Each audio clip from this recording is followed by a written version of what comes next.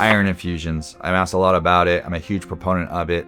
This is more of one of our Western therapies. Iron deficiency anemia is becoming more and more prominent and becoming more and more diagnosed, especially in the younger female generations. How do they present? Well, on their labs, it shows that they're anemic and their iron levels are very low, but they also have poor brain cognition. They're tired. Some have hair loss, pale skin, brittle skin, and overall low mood. So it's awesome to see when you restore someone's iron intravenously, the effects they can see: energy improvement, immune support, mental clarity, skin improvements, hair improvements. And those are all the benefits that you see in addition to correcting iron deficiency anemia. And here at Hydration Room, you meet with a nurse practitioner after submitting the labs, and we put a treatment plan together for the patient depending on how many infusions they may need. Some patients may need 1 infusion, some patients may need 5 infusions over a certain time period. We can review your labs, get the proper labs for you, and put together a treatment plan. With medical guidance and ongoing support,